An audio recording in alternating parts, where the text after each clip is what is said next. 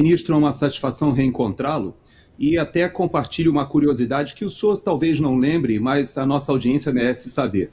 Quando eu me encontrei com o senhor na Jovem Pan em 2022, no programa do Adalberto Piotto, foi uma satisfação, eu me senti muito honrado de ser colocado no quadro, mas eu tenho que lhe confessar algo que é sintomático do momento que a gente vive. Eu fui escalado para tapar um buraco na entrevista do senhor com o Adalberto Piotto. Sabe por quê? Porque nenhum senador da República e nenhum deputado federal aqueceu ao convite feito pelo Adalberto Piotto e a equipe da Jovem Pan pelo receio de se manifestar no tema que estava palpitando naquele momento, que era a questão da campanha eleitoral e da própria questão da descondenação, como foi apelidada, do presidente Lula. Mas eu queria lhe fazer uma pergunta que remonta a 2016, se eu não me engano, a um programa do Roda Viva, em que o senhor esteve com o jornalista José Neumann. Nessa entrevista, me marcou muito essa entrevista, eu confesso para o senhor, porque houve um momento em que o Neumann foi um pouco assim ríspido com a questão, com as críticas muito ácidas ali com o STF, e o senhor, em determinado momento daquela entrevista, o senhor fez a seguinte pergunta ali para o Neumann: você não acredita na sua Suprema Corte?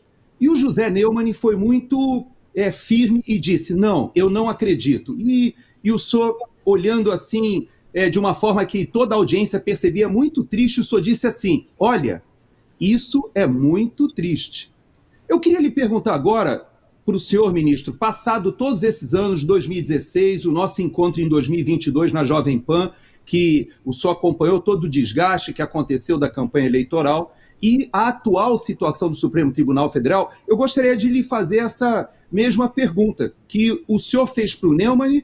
Ele respondeu algo que eu lhe confesso que eu também responderia ainda hoje, eu acho até que a situação se agravou na minha perspectiva, mas eu gostaria de lhe fazer essa pergunta. O senhor acha que a população brasileira tem condições hoje, nesse contexto, de confiar na nossa Suprema Corte?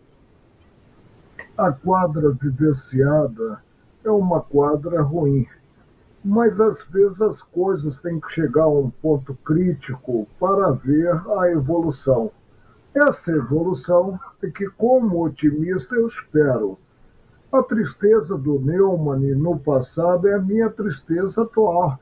Eu estive no Supremo durante 31 anos, 42 em colegiado julgador, e fico perplexo com certas posições.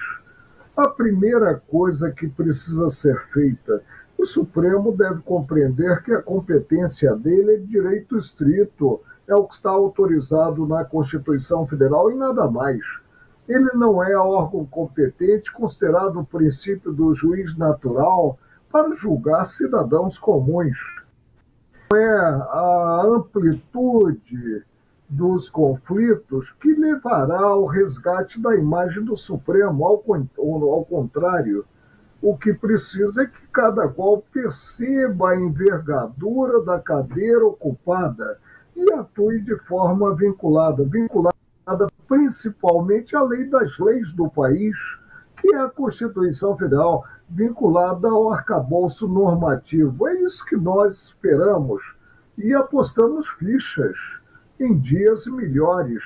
Precisamos evoluir, mas não vejo com bons olhos os colegas, por exemplo, não poderem sair normalmente para conviver com a população de forma direta, frequentando mercado, frequentando dependências públicas, tendo que sair com uma segurança maior. Alguma coisa está errada. E é preciso que aqueles que lá estão percebam que há coisas erradas e que enfraquecem, aos olhos da população brasileira, a grande instituição, já que tem a última palavra sobre o direito aprovado pelo Congresso, que é o Supremo Único. Eu não me refiro a Tribunal Supremo, Tribunal Federal é Supremo. E como Supremo, nós aprendemos desde cedo que o exemplo vem de cima, a postura tem que ser exemplar.